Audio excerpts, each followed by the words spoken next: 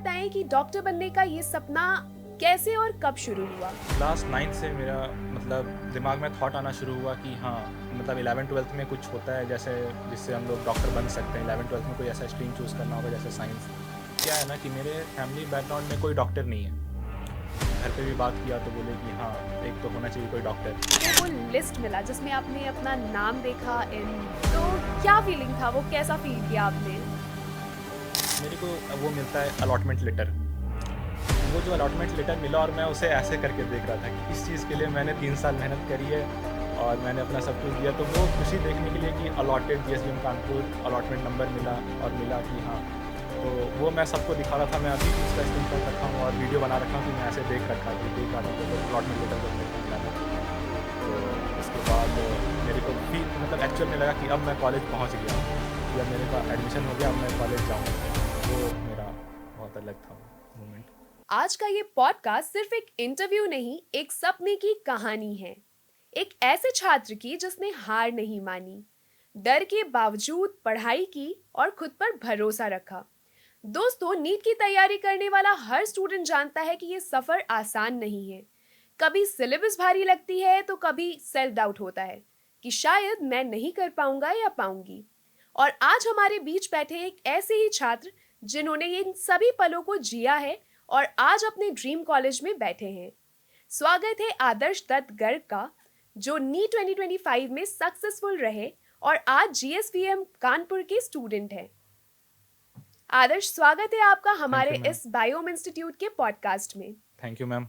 हर सपने की शुरुआत कहीं ना कहीं से होती है, तो आप बताएं कि डॉक्टर बनने का ये सपना कैसे और कब शुरू हुआ? मेरा डॉक्टर बनने का ये सपना था क्लास 9 से मेरा मतलब दिमाग में थॉट आना शुरू हुआ कि हाँ, मतलब 11th-12th में कुछ होता है जैसे जिससे हम लोग डॉक्टर बन सकते हैं। 11th-12th में कोई ऐसा स्ट्रीम चूज़ करना होगा जैसे साइंस, उससे हम लोग डॉक्टर परस्यू कर सकते हैं। क्योंकि क्या है ना कि मेरे फैमिली बैकग्राउंड में कोई डॉक्टर नहीं है। तो वहाँ पे था कि कोई एक डॉक्टर होना चाहिए। मैं मतलब घर पे भी बात किया तो बोले कि हाँ, एक तो होना चाहिए कोई डॉक्टर। तो उसके बाद मैं थोड़ा रिसर्च करना शुरू किया कि कैसे बना जाता है, तो फिर पता चला कि 11th में साइंस स्ट्रीम के थ्रू फिर नीट की एग्ज़ाम होती है। फिर उसके बाद उसमें देखा कि क्या डिफ़िकल्टी होती है, तो कैसे-कैसे उसका प्रिपरेशन करना होता है। तो मैं 10th तक मैं प्रिपेयर हो चुका था कि मेरे को मतलब नीट की तैयारी करनी है, फिर मैं उसके थ्रू मैं मेडिकल कॉलेज में जा सकता हूँ। फिर उसके बाद मैं जब 10th का फाइनल एग्ज़ाम दिया और मैंने रिज़ल्ट का वेट नहीं किया कि मेरा 10th में क्या मार्क्स आते हैं। मैंने इमीडिएट मैं अप्रैल में ही शायद बायो में मैंने एडमिशन ले लिया था 11th में। मेरा उस समय रिजल्ट नहीं आया था, बस बोर्ड्स का एग्ज़ाम दिया और बायो में एडमिशन ले लिया और शायद मई से क्लास शुरू थी। तो उसके बाद मैंने फाउंडेशन क्लास किया तो फिर मेरे को लगा कि जर्नी इतनी आसान तो नहीं होने वाली है, पता चल गया था। फिर उसके बाद वही लाइन बोला जाता है ना कि लहरों से डर कर नौका पार पार नहीं नहीं होते, होती, कोशिश मेहनत करने करनी। वालों की कभी हार नहीं होती। तो फिर मैं करता गया और 11th मतलब बोला ही जाता है शुरू में उतना अच्छा हो नहीं पाता क्योंकि उस समय उतना प्रिपेयर नहीं होते, पर 12th में आके थोड़ा समझ आया कि हाँ, कैसे पढ़ा जाता है, टीचर्स का सपोर्ट मिला, फिर टेस्ट लगातार देते गए। तो हाँ, मतलब मेरे ठीक-ठाक स्कोर आ गए थे 2024 में, पर उस समय क्या हुआ कि मेरे को अच्छा कॉलेज नहीं मिल रहा था। तो घर में बातचीत हुआ तो फिर बोले कि ड्रॉप लेना बेटर है और मेरे को 2024 में एक्चुअली कॉलेज नहीं मिल रहा था, तो वही हो गया था कि फिर ड्रॉप लें या फिर अगला साल भी ऐसा हो जाएगा, कट ऑफ हाई चली जाएगी, क्या होगा, क्योंकि अनसर्टेनिटी हो जाती है ना वहाँ पे। तो फिर उसके बाद मैंने वही अपने 9th वाले ड्रीम को सोचा कि नहीं नहीं, मेरे को बनना है डॉक्टर, तो एक साल तो और देना पड़ेगा। तो फिर मैं वही एक साल बायोम के का ही मतलब ज्वाइन किया और फिर वही 2025 में रिजल्ट जो आया मेरा सिलेक्शन हो गया। वाइल प्रिपेयरिंग आपको कभी ऐसा लगा कि जैसे आपको बहुत ज़्यादा डर लग रहा है, अपने डिसीजन पे थोड़ा आप डाउटफुल हैं? देखिए, अप्स एंड डाउन्स तो आते ही रहते हैं। मतलब एक टेस्ट में नहीं आएगा तो नेक्स्ट टेस्ट में आना ही आना है। क्वेश्चन नहीं बनेगा तो वो दिमाग में बना देता है कि नहीं नहीं, क्वेश्चन ये नहीं बन रहा है, ये चैप्टर मेरा वीक रह गया है, तो वो आता ही है। पर ये फील्ड है कि ऐसा कि इसमें पेशेंस चाहिए। पेशेंस के साथ सही डायरेक्शन में जो काम करता जाएगा, उसके लिए फिर अपने आप डिफ़िकल्टी वो कम होती जाएगी। तो इस चीज़ को मैंने ध्यान दिया था कि मतलब पेशेंस रखना है। पेशेंस जो लूज़ करेगा उसके लिए फिर दिक्कत है। इस पूरे सफ़र में कभी ऐसा लगा कि जो टफेस्ट फेज़ है आपने उसको हिट किया हो और आप उसको कैसे ओवरकम किए? टफेस्ट फेज़ तो जब मैं बोलूँगा, क्योंकि मैंने ड्रॉप लिया था, फर्स्ट ड्रॉप था मेरा, और 2024 का मैंने कट ऑफ देखा था, तो वो 650 चली गई थी कट ऑफ। राइट। तो अब मैं ड्रॉप लिया हूँ, तो अब मैं इस लेवल पे जाके ड्रॉप लिया हूँ कि मेरे को अब सिलेक्शन नहीं चाहिए, मेरे को अच्छे कॉलेज में जाना है। और फिर मैं जो टेस्ट देता था, तो उस समय मार्क्स कम आ रहे हैं किसी टेस्ट में, तो हो जाता था कि अब तो मैं सिलेक्शन के रेंज में नहीं हूँ, ड्रॉप लिया है और अच्छे कॉलेज में कैसे जाऊँगा। तो वो मेरा टफेस्ट फेज़ था, जब मेरे मार्क्स सिलेक्शन रेंज से भी कम आने लगे थे। तो फिर मैंने टीचर से बात की, तो टीचर्स ने कहा कि नहीं, अभी ऐसा कोई दिक्कत नहीं है, तुम करते जाओ पेपर। फिर मैंने पेपर वगैरह रिवाइज़ रिवाइज़ करना शुरू किया, तो फिर मेरे धीरे-धीरे मार्क्स बढ़ने शुरू हुए, उससे कॉन्फिडेंस आया। तो वहीं से वो मेरा टफेस्ट फेज़ मैं बोलूँगा जहाँ तक था मेरा। और इस टफेस्ट फेज में आपको क्या लगता है सबसे ज़्यादा सपोर्ट आपको किसने किया? मतलब आपकी पढ़ाई ने किया, हुँ, आपके दोस्तों ने किया, आपकी फैमिली ने की या आपके कोचिंग इंस्टीट्यूट ने किया हुँ, और मतलब आपने बायोम को ही क्यों चुना? हुँ। क्योंकि ऐसा नहीं था कि मैं 11th-12th में बायो में से पढ़ चुका था, तो ट्रस्ट एक बन गया था कि यहाँ पे टीचर्स हैं, वो टीचर नहीं हैं। वो आपको एक एल्डर ब्रदर जैसा गाइड करते हैं। जैसे फिज़िक्स का भी डाउट पूछूँगा, तो कभी रात में 12 बजे कॉल कर दिया, 10 बजे कॉल कर दिया, कभी सर मना नहीं करेंगे। इनफैक्ट व्हाट्सएप पे भी नहीं बोलेंगे, सीधा कॉल कर लो। कॉल पे डाउट समझा देंगे। तो वो चीज़ मेरे को बढ़िया लगी, तो इसलिए मेरा जो टफ़ेस्ट फ़ेज़ था, मैं बोलूँगा कि मेरे टीचर्स और एक मेरा एल्डर ब्रदर है, उसने मेरी काफ़ी सपोर्ट की थी। वो मेरे को बार-बार कॉल करते थे टीचर्स कि आज तुमने कितने क्वेश्चन सॉल्व किए, या फिर कौन से टेस्ट दे रहे हो, लाइक ऐसा। तो वो मेरा टर्निंग पॉइंट बोल सकते हैं कि वहाँ पे टीचर्स ने बहुत हेल्प करी थी। कभी ऐसा फ़ील हुआ कि किसी मोमेंट पे आपका ब्रेकडाउन हो रहा हो या फिर आपको बहुत सेल्फ डाउट हो रहा है और किसी टीचर या किसी का वो एक सेंटेंस, एक थॉट आपको मतलब लाइक वापस से काफ़ी ज़्यादा मोटिवेटेड फ़ील कराए या फिर आपको वापस से वो एनर्जी दे कि यू कैन डू इट? हुँ। तो ऐसा हो गया था बीच में कि मैं बताया जैसे कि मेरे मार्क्स कम आने लगे थे। तो फिर मेरे को मतलब मैं घर पे भी बात किया, तो घर पे हो जाती है थोड़ी टेंशन कि क्या ऐसा हो रहा है, नहीं हो रहा है, कैसे दिक्कत आ रही है। तो फिर घर पे हो रहा था कि तुम दूसरे स्ट्रीम में जाओगे, तो वो मेरे लिए बिल्कुल ब्रेकडाउन पॉइंट था कि तुम अपना ड्रॉप ईयर में कि स्ट्रीम चेंज करना है, फिर 1 साल भी वेस्ट हो गया। फिर मैंने सर से बात किया, तो मेरे फिज़िक्स के टीचर हैं, वो मेरे को बहुत पर्सनली जानते हैं अच्छे से, मैं उनके कॉन्टैक्ट में हमेशा रहता था।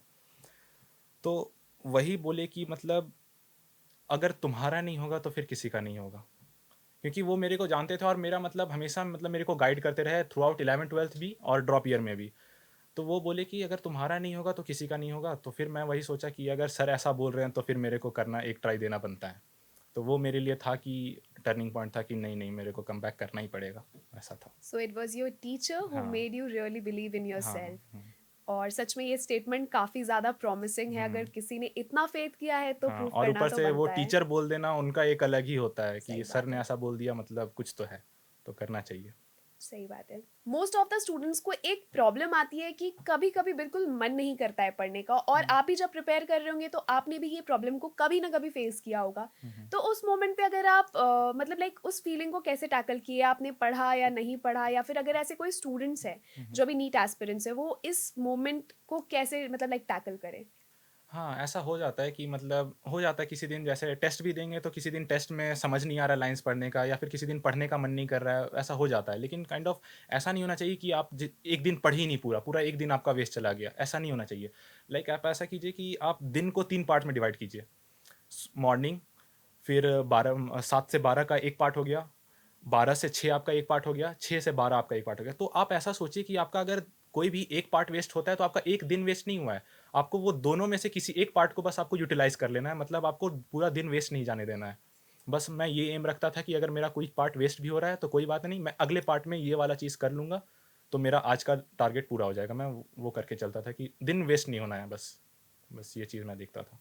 ओके। हुँ, सो नीट 2025 के जब आप एग्ज़ाम सेंटर पे पहुँचे तो हुँ, आपका क्या एक्सपेक्टेशंस था और जैसे ही आपको पेपर मिला फिर क्या फीलिंग था? क्या आप पैनिक किए या फिर हुँ। कैसे उस सिचुएशन को आपने टैकल किया? क्योंकि मैं ड्रॉप ईयर में था, तो मैं लास्ट में मैंने पेपर्स बहुत दिए थे। तो क्या हो गया था कि मेरे मतलब एक्यूरेसी मतलब ठीक-ठाक बढ़ गई थी और मेरी स्पीड भी काफ़ी आ गई थी। तो फिर उसके बाद मैं जब एग्ज़ाम सेंटर पे पहुँचा, तो मेरे को सर ने बता के भेजा था कि पेपर की डिफ़िकल्टी कुछ भी आ सकती है, तुम्हारे अकॉर्डिंग नहीं आने वाला पेपर। ये बात को मान के चलना। तो फिर मेरे को ये बात मैं दिमाग में रख के गया था कि पेपर मेरे अकॉर्डिंग नहीं आने वाला। फिर उसके बाद मैंने जब पेपर खोला तो बायो तो लगा कि हाँ, थोड़ा अलग है। क्योंकि जनरली मेरे को बायो करने में 25 मिनट के आसपास लगता था। पर उस टाइम नीट के पेपर में बायो करने में मेरे को सिर्फ 45 या 50 मिनट मेरे को लगे थे, बस बायो करने में। तो मैं टाइम देखा तो ये तो मेरा बिल्कुल ही मतलब चला गया बियॉन्ड टाइम से। फिर उसके बाद मैंने जैसे ही फिजिक्स का खोला तो मेरा वो वाला सेट था जो अब तक का सबसे हार्डेस्ट क्वेश्चन था, वो आ रखा था, वो पहला क्वेश्चन था मेरे सेट का। तो उस समय लगा कि नहीं, पेपर मेरे अकॉर्डिंग नहीं है। तो उस समय मैं यही बोलूँगा कि 2025 में जो अपने आप को मतलब जितना काम रख पाया, मतलब जितना अपने आप जितना आता था उतना वो अगर पेपर में डिलीवर कर दिया, क्योंकि 25 का ऐसा ही पेपर था कि वो डिलीवर नहीं करने दिया चीज़ों को। आता सबको था, हम प्रिपेयर करके रखे थे हार्ड क्वेश्चंस के लिए, लेकिन वो डिलीवर जो कर पाया अपने आप को उस 3 घंटे में काम रख के, उसका सिलेक्शन हुआ है। तो वहीं पे मैं अपना मतलब काम रखा अपने आप को, और जितना आता था वो बनाता गया। तो वहाँ से मेरा थोड़ा ठीक हो गया था। सो कामनेस इज द हाँ, की फॉर योर सक्सेस, सक्सेस। कि आप पैनिक नहीं हुए, आप हाँ, काफ़ी पैनिक। काम रहे उस सिचुएशन में। हम्म, सो आप एग्ज़ाम दे करके आए और फिर जब आपको वो लिस्ट मिला जिसमें आपने अपना नाम देखा इन पर्टिकुलर कॉलेज जिसमें अभी हम्म, आप हैं, हम्म। तो क्या फीलिंग था? वो कैसा फील किया आपने? मतलब वो बिल्कुल वर्थ इट फीलिंग होती है। मतलब जैसे अगर किसी कोई भी फ्रेशर्स अगर देख रहा है तो वो सोचेगा कि यार 2 साल इतना मेहनत करना है, इतना हर दिन इतना मतलब इतना नींद सेक्रीफाइस कर रहे हैं, खाना सेक्रीफाइस कर रहे हैं, अपना टाइम दे रहे हैं, क्योंकि उस समय ना खेल रहे हैं ना दोस्तों से मिल रहे हैं। तो मैं बस पर्सनली ये फील किया हूँ कि बोलना चाहूँगा कि मतलब जो भी फीलिंग होती है नीट के रिजल्ट के बाद, बिल्कुल वर्थ इट फीलिंग होती है वो। मतलब उतना मेहनत करना उसके लिए बनता है, क्योंकि पूरी लाइफ चेंज हो जाती है उसके बाद। आपके फैमिली के देखने का नज़रिया, आपका जो भी बोलेंगे, दोस्त मिलेंगे डॉक्टर साहब बोलेंगे, फैमिली में बोलेंगे कि हाँ डॉक्टर साहब आ गए, डॉक्टर साहब आ गए। तो वो फीलिंग मतलब होती है कि, और ऊपर से जब मेरी रिज़ल्ट आई तो काउंसलिंग कर रहा था उसमें, अचानक से मैं सो रहा था, मैंने देखा रिज़ल्ट कि मेरे को अलॉट हो गया कॉलेज। तो वो खुशी मैं मतलब आज तक का मतलब बोल सकते हैं कि मेरा सबसे बड़ा खुशी था। मतलब वैसा फीलिंग मैंने आज तक फील नहीं किया है। तो वो मेरे लाइफ का बहुत अलग मोमेंट था जो मैंने आप फील किया। आपके फैमिली का रिएक्शन कैसा था जैसे ही आपको कॉलेज अलॉट हुआ? क्योंकि आपने बताया कि हम्म, आप पहले इंसान हो हम्म, जिन्होंने मतलब एमबीबीएस चूज़ किया है या डॉक्टर बनने का सपना देखा है, तो हम्म। सबकी रिएक्शंस कैसी थी? हाँ, मतलब सबके तो मतलब अलग ही, मतलब मैं वही आप मेरे एक्सप्रेशन से देख पाते होंगे कि मतलब मैं एक्सप्रेस नहीं कर पाता, जैसे कि लाइक मेरी मम्मी मतलब रोना शुरू की, अरे अब तुम चला जाएगा, हो गया तुम्हारा, ऐसे डॉक्टर बन गया। मतलब होता है कि एक इमोशनल मोमेंट हो जाता है कि नहीं मैं कर लिया। तो वो मोमेंट मतलब अलग मोमेंट था वही। मतलब सारे फैमिली मेम्बर्स का अलग हो जाता है कि हाँ, लाइक कर लिए हो तुम। तो वो मोमेंट अलग होता है। आपकी एक्साइटमेंट आपके हम्म, एक्सप्रेशंस में दिख रही हाँ, है, हाँ। That is like true. Hmm, अच्छा, आप ये बताओ कि जब आप कॉलेज पहुंचे हम्म, जीएसवीएम आफ्टर दिस, जो भी था इमोशनल मोमेंट और आपको काफ़ी ज़्यादा प्राइड भी फील हो हम्म, रहा होगा, हम्म। तो वहाँ पे पहला दिन कैसा रहा कानपुर में? कानपुर में तो पहला पहुंचा तो मैं तो एडमिशन के लिए पहुंचा था, और फिर एडमिशन मेरा उसी दिन हो गया था होपफुली। तो मेरे को वो मिलता है अलॉटमेंट लेटर। तो वो जो अलॉटमेंट लेटर मिला और मैं उसे ऐसे करके देख रहा था कि इस चीज़ के लिए मैंने 3 साल मेहनत करी है और मैंने अपना सब कुछ दिया। तो वो खुशी देखने के लिए कि allotted GSVM Kanpur allotment number मिला, और मिला कि हाँ, तो वो मैं सबको दिखा रहा था। मैं अभी भी उसका स्क्रीनशॉट रखा हूँ और वीडियो बना रखा हूँ कि मैं ऐसे देख रहा था फोटो, अलॉटमेंट लेटर जब मेरे को मिला था। तो उसके बाद मेरे को मतलब एक्चुअल में लगा कि अब मैं कॉलेज पहुँच गया हूँ, कि अब मेरे को एडमिशन हो गया, अब मैं कॉलेज जाऊँगा। वो मेरा बहुत अलग था वो। थ्रू आउट योर जर्नी आपको क्या लगता है कि सबसे ज़्यादा आपको किस चीज़ ने हेल्प किया है, from your end to, from your family to end, आप बायोम इंस्टीट्यूट में 3 साल लगातार पढ़े हैं, हम्म। तो आपको क्या लगता है कि कौन कौन सी ऐसे फैक्टर्स थे जिन्होंने आपके सक्सेस में काफ़ी ज़्यादा एडअप किया है? फैक्टर्स मैं बोलूँगा कि first of all like teachers. यहाँ पे टीचर्स तो अनबिलीवेबल बहुत सपोर्टिव होते हैं। और ऐसा नहीं है कि बस टीचर्स टीचर्स हैं।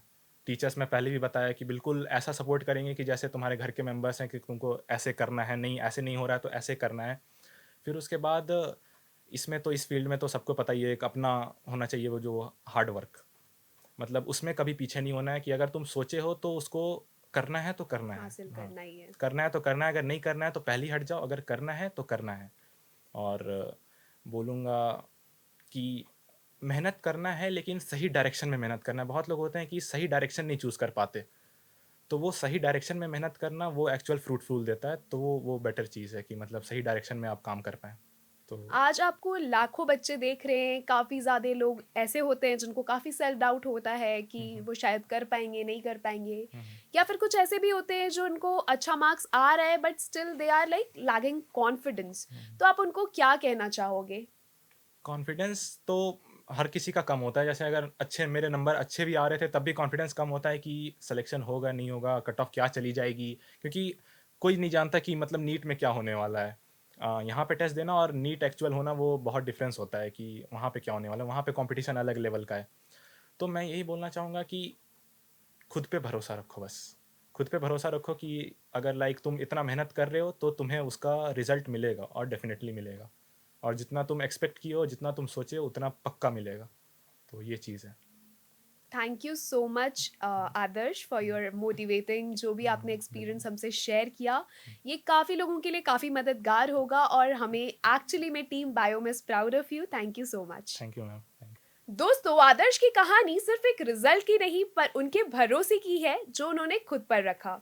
तो अगर आप भी निराश हैं तो चूज बायोम इंस्टीट्यूट रांची, क्योंकि ये आपको देते हैं सही गाइडेंस इन राइट डायरेक्शन। आपके उज्जवल भविष्य के लिए ढेर सारी शुभकामनाएं। ऐसी ही सच्ची और दिल से जुड़ी कहानियों के लिए बायोम इंस्टीट्यूट के टॉप स्टॉक पॉडकास्ट को लाइक, शेयर एंड सब्सक्राइब करें। तब तक के लिए मेहनत करते रहे, सक्सेस जरूर मिलेगी। बायोम इंस्टीट्यूट आपके साथ है। Thank you.